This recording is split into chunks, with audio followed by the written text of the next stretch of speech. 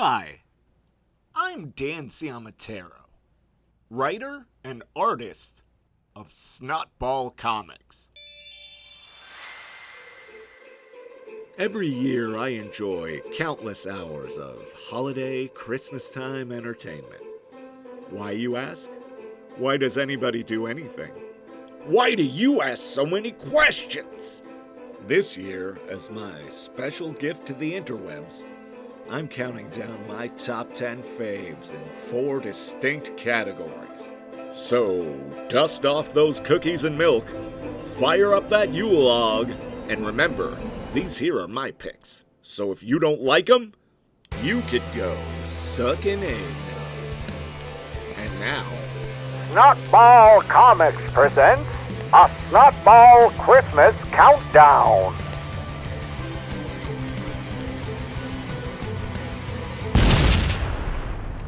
Volume 4, The Classics.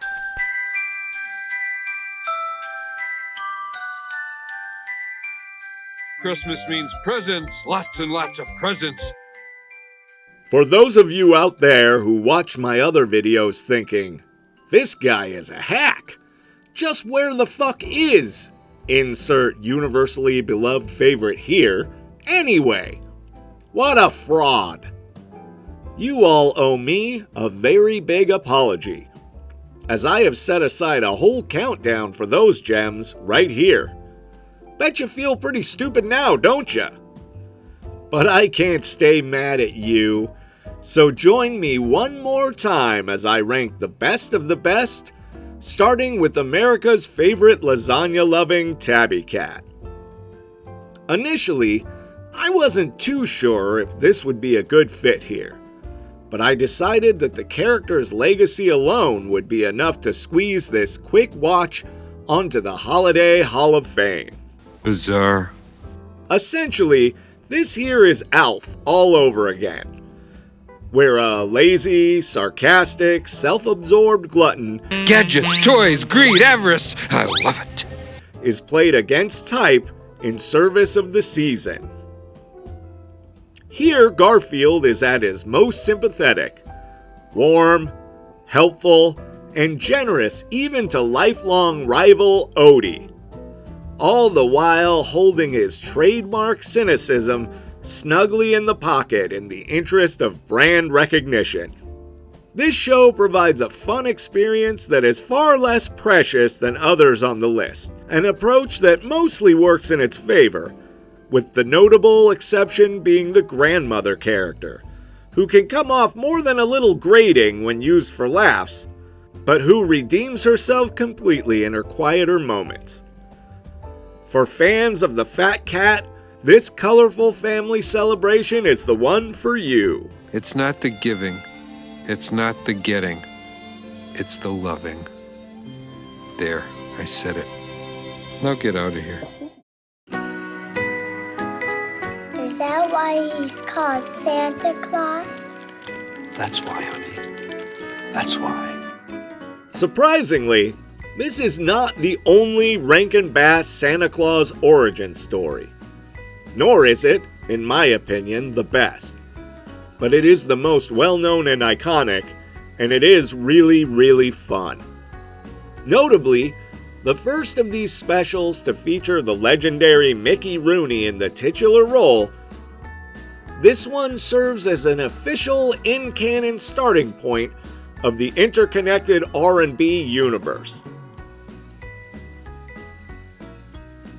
Telling the story of the adoption and toy-making tutelage of the orphan Claus child by the elfin, helium-voiced Kringle clan, this show is stolen, as are all the Santa Claus installments, by the villains, here in the persons of the wicked Winter Warlock and the bumblingly tyrannical Burgermeister Meisterburger, whose hatred of toys sets him squarely against the garishly dressed Kris Kringle.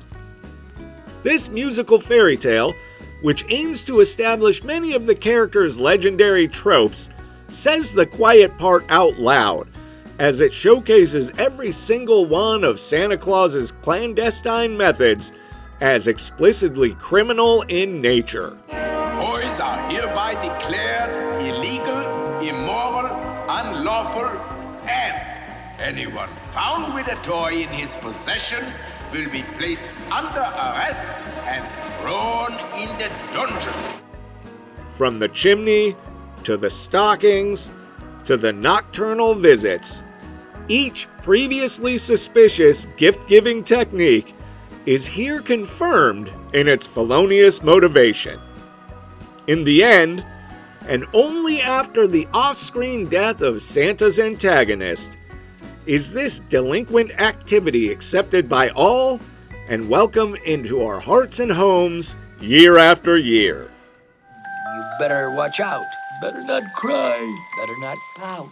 Why? I'm telling you why. Yeah. 'Cause I came to town, and look what I brought. I must find some way to keep Christmas from coming. I like The Grinch. Chuck Jones's animation is beyond exceptional. The word iconic hardly does justice to the voice performance of the immortal Boris Karloff, and while some of the special's epicness may be swallowed by its short runtime, I remember it feeling larger than life when I was just a pup. So like I said, I like The Grinch. So what's it doing this low on this list? Well, to some degree, that's simply a testament to the high caliber of its competition. These are, in fact, the heavy hitters after all. But speaking to its own minor shortcomings, for my taste, it does drag just a bit. And unlike other rankings on this list, whose measured pace feel like a natural extension of their gentle or contemplative storytelling, this one seems more stymied by the conventions of the time. Being produced between the screwball bombast of the 1940s and the quick-cut exuberance of the MTV generation, either era of which, in my opinion, would have been a better fit for the Seussian aesthetic. Having said that, however, this is certainly a be careful what you wish for proposition, as despite its somewhat sluggish plotting, this beloved classic is 100 times more charming, faithful, and honest a rendition than any of its modern interpretations, all of which reek of desperation, making it the only worthy successor to the original book's throne. And what happened then? Well, in Whoville, they say that the Grinch's small heart grew 3 sizes that day.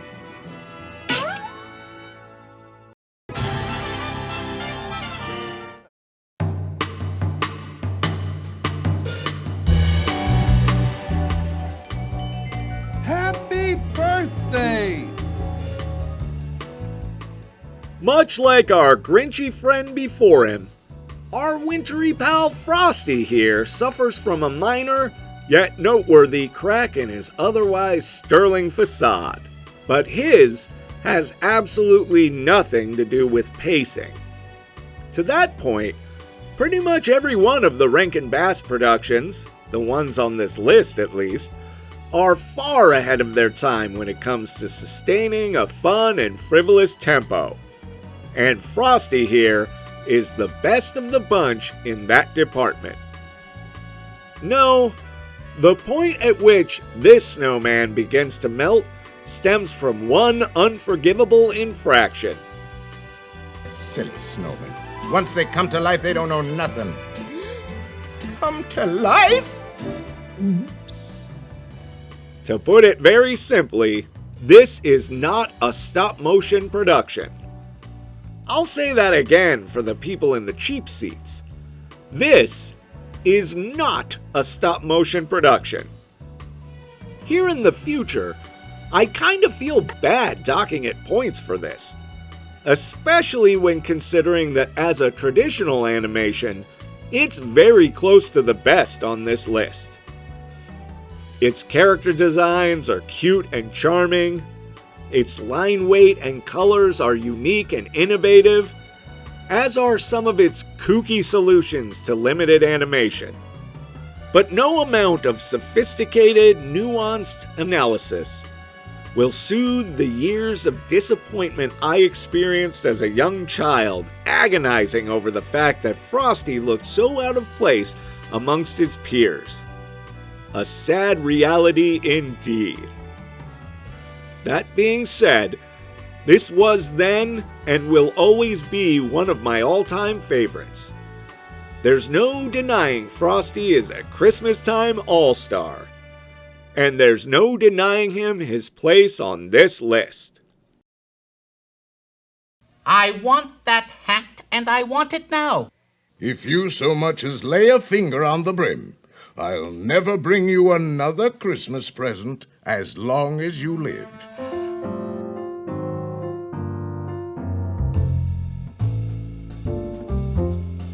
Christmas is coming, but I'm not happy. I don't feel the way I'm supposed to feel. Well now, just about halfway down the list, and back to the funny pages we go. But unlike Garfield and Odie, whose placement on this list is tenuous at best, Snoopy and the gang belong here as much, if not more, than any of the others. Without question, this is the most classic of the classics. Still broadcast faithfully each year, some 6 decades in. And yet, without the benefit of hindsight, isn't that kind of a miracle in and of itself? I mean, just think about it. What even is this thing? My own dog gone commercial. I can't stand it. Oh! The kids are depressing and monotone. The plot is virtually non-existent, a reality that's mirrored in the so-called Christmas play, which is just a bunch of drunk 7-year-olds having a rave. The music is way too laid back for any respectable Christmas special, and the whole thing is railroaded in the third act with an impromptu scripture reading. Seriously, I try to keep my language subdued in the more heartwarming reviews, but what kind of Twilight Zone shit is that? And yet, it works. It never feels forced or tacky.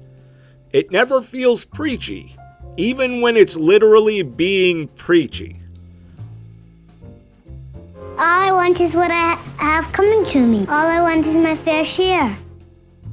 Year after year, generation after generation, we keep returning to this calm, familiar, neurotic, seasonal placebo simply because it's beautiful. And I, for one, think it's beautiful that we simply let it be beautiful.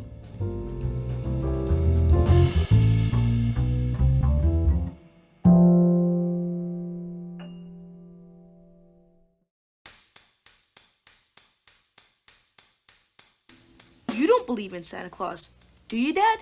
Why, yes. Matter of fact, I do. Okay, gang, let's cut to the chase here.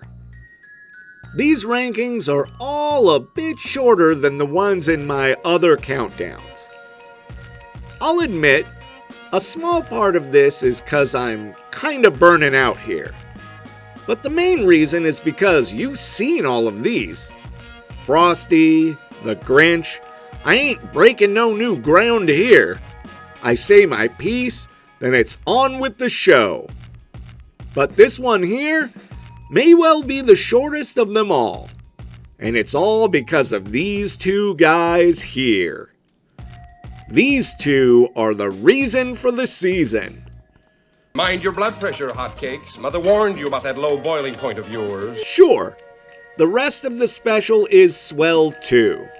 Santa gets a cold, Miss Claus tries to save the day, jingle and jangle and all that. Even the Southtown mayor here is pretty great. But none of them can hold a fucking candle to the Miser Brothers. These guys are the fucking best. I got a brother. He's the enemy. And every time I see these two goofballs shaking their fists and making faces at one another, I laugh and I laugh and I laugh. This one's a cathartic masterpiece. Share it with your stupid brother today. Do I look like I'm up to something? No, you don't look like you're up to something, but whenever you look like you're not up to anything, you're up to something. I say bah, humbug. I don't care. I say Merry Christmas. Anybody who's watched any of my previous countdowns can plainly see that I love the Muppets.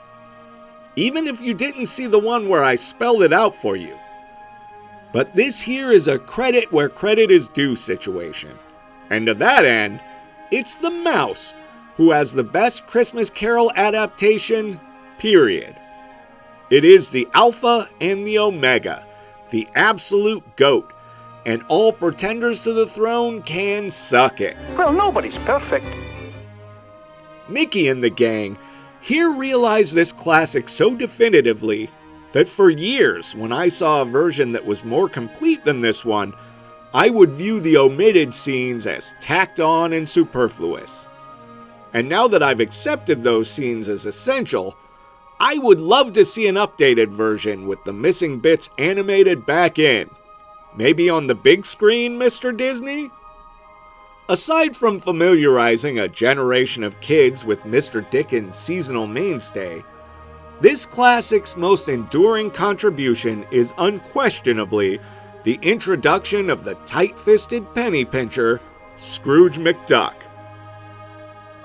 who up until this point was virtually unknown outside of the incomparable Carl Barks comics, but in a few short years would be a Gen X superstar in the hugely popular and influential DuckTales cartoon. A cartoon I will speak in great lengths about in a future video. Hit the notification bell below. Don't ask me to put you out of a job, not on Christmas Eve. As for this cartoon, it stands alone as a yearly Christmas-time masterpiece, unmatched by all who have come before or after. Spirit, whose lonely grave is this?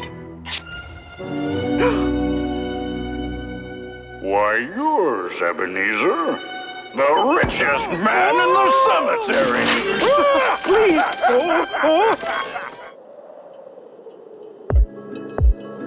To bestow upon Santa Claus the mantle of immortality. As previously alluded to, dear viewers, we have reached the second of our two Rankin Bass Santa Claus Genesis stories, and the first of two wild cards, if not downright upsets, on this All-Stars list. Many of you probably have never even seen this one to begin with, and those who have likely recall it only in the misty corners of the mind, a vague, fever dream of a long-lost memory previously chalked up to the Mandela effect. Strangely, even when it first aired, it made this impression. I certainly saw it one of its first airings, and yet it felt eerily familiar, like a show I'd somehow missed for decades, despite it actually being the last of the stop motions to be produced in this classic age. Based on a novel by L. Frank Baum, of Wizard of Oz fame, no less, this creepy masterpiece has earned its dreamlike quality.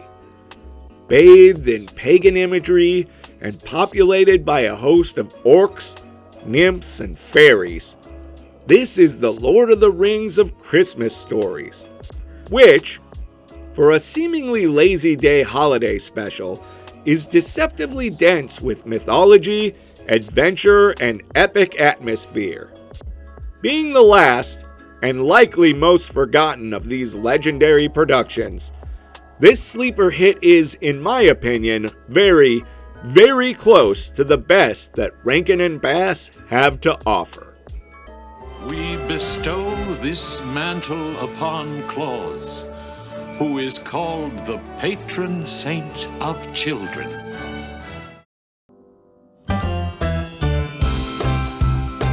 Welcome to Waterville's first annual Christmas Talent Contest.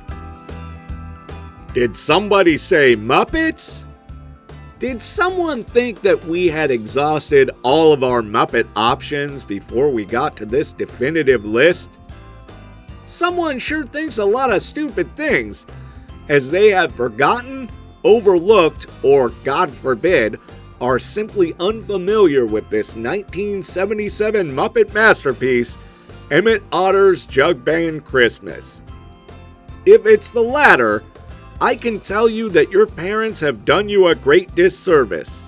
You should disown them. Do it quickly, then get back to your TV and fix the developmental mess they've created. If you are familiar with it and just overlooked it, have you thought about bathing with your kitchen appliances? Because the world could surely use the space you've been taking up these many years.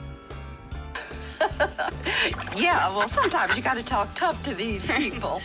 Yep, that's telling her. This thing is a thing of beauty in every sense of the word. Beautifully crafted, beautifully plotted, beautifully acted, and beautifully balanced, featuring both the polite and friendly jug band and the super badass heavy metal combo, who I'd like to say steal the show, but I can't, because the main characters are just so darned lovable. Having definitely seen this one as a child, it slipped into obscurity for most of my formative years, till I acquired it on DVD in my young adulthood.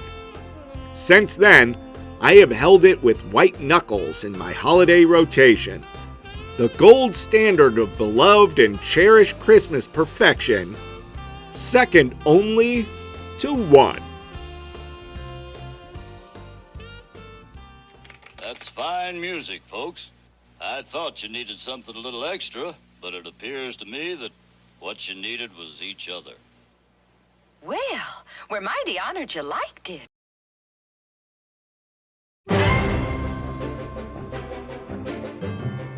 Hey, what do you say we both be independent together, huh? Rudolph the Red-Nosed Reindeer is the greatest Christmas show. And if you ever saw it, that's something you'd surely know. Come on, guys. Seriously. I've never said anything that is so literally opinion and yet so obviously fact. Is Michael Jordan the best basketball player? Maybe. Is Reese's the best candy? Says you. Is Rudolph the best Christmas show? Yes. Whatever a dentist is, I hope someday that you're the greatest.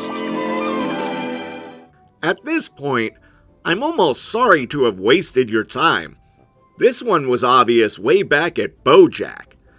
Though I do think we've had some wacky surprises along the way, but alas, this sure ain't one of them. This one is the best, not only in content, but in legacy. The protoform to which all others owe a debt, either directly, by way of prequel, sequel, homage, or parody, or indirectly, as special or appointment viewing. So let's take a moment to show our respects to this classic and reflect on our time together. From Rudolph, Hermes, Bumble and the Bunch, to Frosty, Snoopy, and Garfield. No child wants to play with a Charlie in the box. From Kermit, Yogi, Mickey, and their friends, to Mr. Hanky the Christmas Pooh. It all started with this cherished broadcast on a December night back in 1964. So whichever is your favorite, or whatever tradition you enjoy privately or share with family and friends, I hope you have a bitchin' Christmas, dear viewer, and a rockin' New Year. Right? Right. Might just as well go to bed and start dreaming about next year. Wait a minute. What's that? Is it? It sure is. It's Santa. And look, Rudolph is leading the way. Hey there. Thanks for watching. And Merry Christmas. If you liked it, you know what to do. All of the things. Subscribe, hit the notification bell, pop a cork for me, and keep your eyes peeled for more original content in the year to come.